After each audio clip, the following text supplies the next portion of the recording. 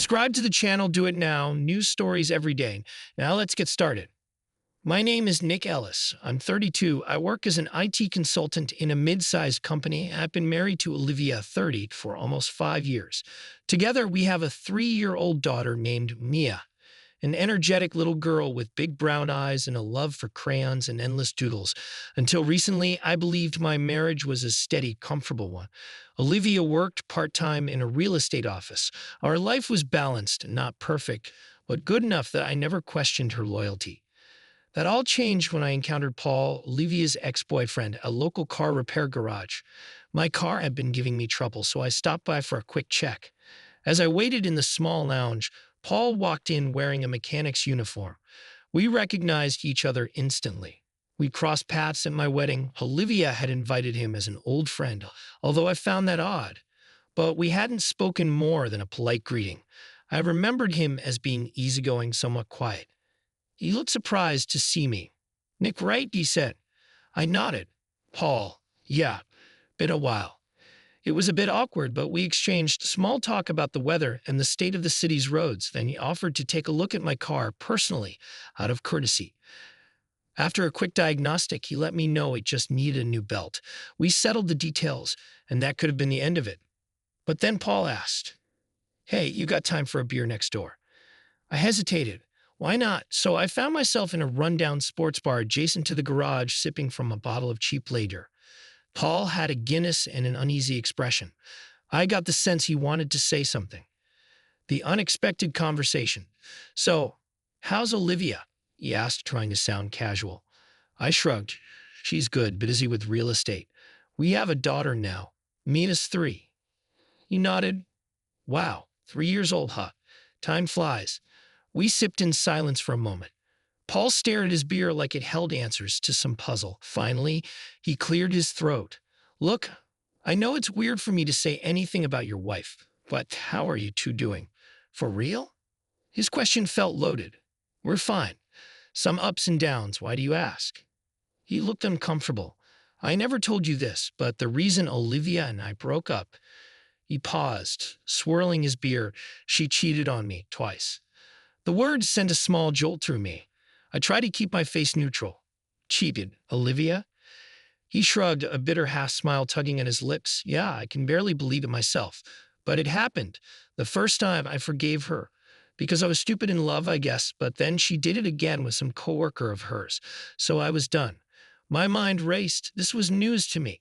I'd heard she'd broken up with Paul over compatibility issues. I never guessed it involved cheating. Could Olivia have hidden that from me? Possibly. But maybe Paul was just bitter or lying. I forced a steady tone. "You're sure she was cheating? That's a misunderstanding?"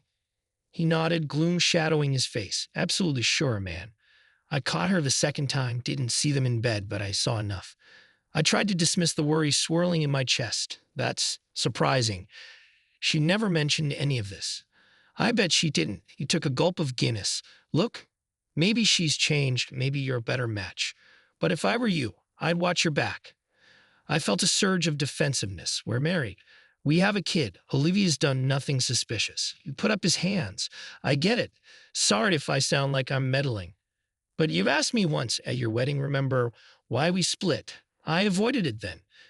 Because it was your big day. I vaguely recalled making small talk, right? Well, that's the real reason." He exhaled wearily. "Look, maybe it's all in the past. You guys might be fine. But if you ever notice something off, well, you know now." He shot me an apologetic glance. "Anyway, sorry. That's it. Just do your due diligence, Nick." We fell silent again, tension thick. My mind reeled. Could Olivia cheat on me like that? We argued at times, but I never felt cause to suspect an affair. Yet gnawing doubt took hold. We ordered a second round, and Paul soon asked about Maya's age. "So your daughter's 3. He forced a smile. "Must be adorable." I nodded, swirling my drink. "Yeah, she's the best." A wave of protectiveness rose in me. If Olivia was unfaithful, how would that affect Mia? Paul must have seen my uneasy expression. "I'm not trying to sabotage your marriage, man. Maybe she's fully devoted now. People change." But the seeds of doubt had been planted. We drank, making idle talk about life. Eventually, though, the conversation circled back. "I can't believe she cheated on you. I said quietly, half to myself, it's not the woman I know. Paul barked a humorless laugh. Well, the woman I knew was sweet too until she wasn't. Then an idea struck me, fueled partly by beer, partly by shock. What if I tested her somehow? He raised an eyebrow. Test her? How do you mean? I took a shaky breath. I want to see if she's truly loyal. We're married, we have a child. If she's stepping out, I need to know. If she's not. No harm done. Paul hesitated. That's extreme, Mick. But if you're truly worried, maybe. Look, you said she cheated with a coworker once, right? I said mine's spinning. She works around people all day, men included. Maybe if she's repeating that pattern, I can find a clue. We hammered out a rough plan. Paul or I would keep an eye on her routine, see if she ever sneaks out with suspicious folks or if she's lying about hours, possibly even set up some scenario to test her reactions. It sounded insane, but I was rattled. Let's be sure about one thing. Paul said, finishing his Guinness, we're not framing her or forcing a situation. We just want to see if she's hiding something. I nodded. Right. If she's faithful, great. If not. He sighed. Well, I hope for your sake it's nothing. We parted ways, exchanging numbers in case we needed to coordinate. I drove home, mind churning with anxiety and guilt. Was it fair to test my wife? On the other hand, if she was cheating, I wanted the truth. The subtle investigations. Over the next weeks, Paul and I touched base discreetly. He never came to my house. I didn't want Olivia seeing him. Instead, we'd meet in random spots, a diner, a park, or his garage after hours. We brainstormed small checks, scouring her social media and noticing if she was texting more than usual, verifying her real estate hours. At times, it felt wrong, but I rationalized it. If she was innocent, we'd find no evidence and I'd move on. If she wasn't, better to know. Initially, everything seemed normal. Olivia's real estate job took her out some evenings for showings. She'd come home sometimes tired, sometimes upbeat. I didn't see obvious changes in her phone usage or her routine. But then one night, Paul texted me. Saw your wife at Wilbur's Cafe around 6 p.m. She said she was working but was with a man. My heart hammered. Could be a client, I told myself. Real estate negotiations often happen in cafes, but Paul said they looked a bit too familiar. Leaning close in conversation, when I asked Olivia that night how her showing went, she mumbled, "It went okay. No mention of a cafe. No mention of meeting a client in public." My doubt deepened. Over the next couple of weeks, Paul and I discovered more. On 2 occasions, she told me she'd be working late at the office, but no cars were in the lot when Paul drove by. Another time, she said she had to meet a couple at a property, but we found out only one man arrived, no woman in sight. We lacked direct proof of an affair. No photos of them kissing or entering a motel, but the pattern was suspicious. She was seeing a man or men under the guise of real estate showings. We guessed it might be a single individual or a few flings. We just couldn't confirm the identity or catch her in the act. The slip-up and the house key. One Friday, while rummaging in the kitchen, I noticed an unfamiliar key on her keychain. When I asked about it casually, she got flustered, said it was a property key. But a day later, she didn't mention returning it to the office. Another small sign. She was holding onto a key that might belong to a listing. Usually, she dropped them at the real estate front desk promptly. All these weird little details painted a picture that pointed to wrongdoing, but I had no smoking gun. Paul suggested we stake out one of her showings, but we never managed to time it right. Some days she'd cancel or reschedule. I grew restless, a ball of stress in my stomach. I didn't want to keep sneaking around behind her back, ironically turning me into a suspicious spy, but I also felt too suspicious to let it drop. Meanwhile, at home, tensions flared. I asked more questions about her day. She found me overbearing. We argued about finances or scheduling, but the real fight was unspoken. Was she cheating? One evening, as she prepared dinner, I snapped, "Are you seeing someone else, Aaliyah?" She nearly dropped a plate. "What? No, that's crazy." I insisted, "Then why are you lying about your hours? Why do you meet men alone in cafes?" She scowled, feigning outrage. "I'm a realtor, Nick. That's my job, meeting clients." She shook her head. "I can't believe you're accusing me of this. There's just too many odd coincidences." She went silent, tears brimming, calling me paranoid. That night, we slept in separate bedrooms. The husband's breaking point?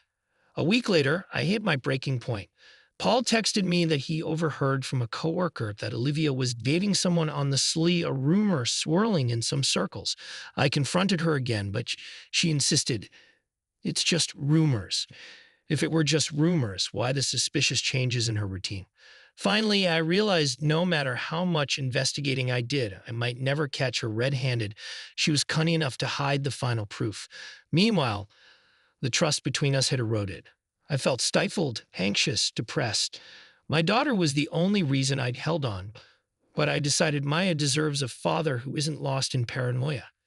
And if her mother's unfaithful, that's on her conscience, not mine. So one evening, while Olivia was out showing a property, or so she said, I packed my bags.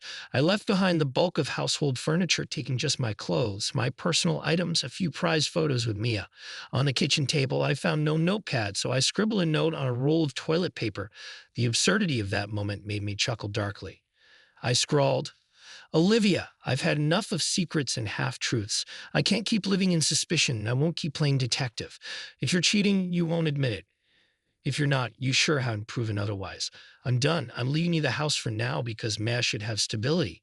We'll discuss custody arrangements soon, but don't expect me to sleep under the same roof while lies hang in the air.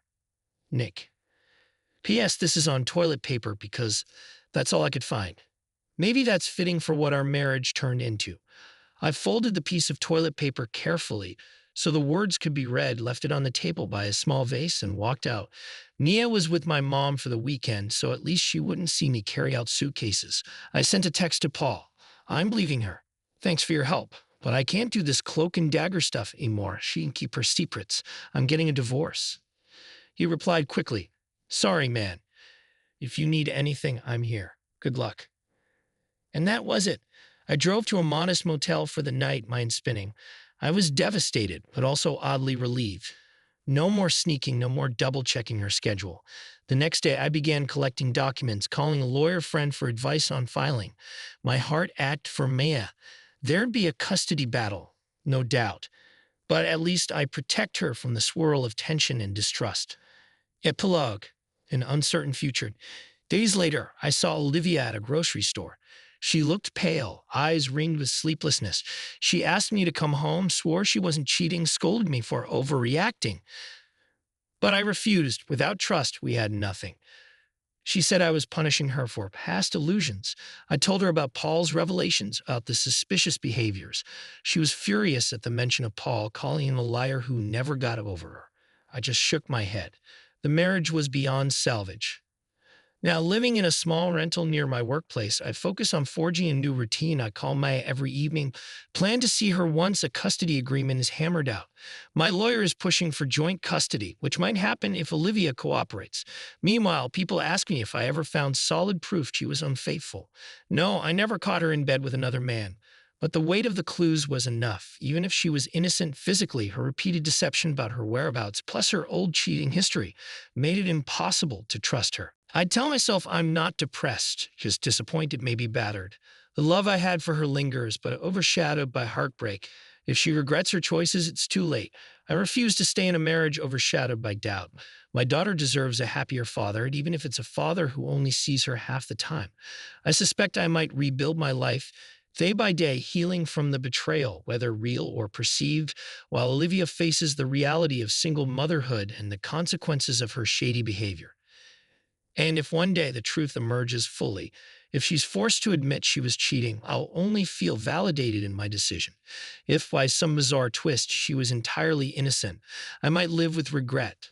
But at least I made the choice to preserve my sanity and dignity. Some lines, once crossed, are better left behind. Thus ends my story. A husband, a suspicious ex-boyfriend, a web of half-lies, and a final departure leaving behind only a note scrawled on toilet paper, signifying the abrupt end to a marriage once brimming with promise. Mia is the shining light in the darkness, and with her in mind, I step forward into an uncertain but honest future.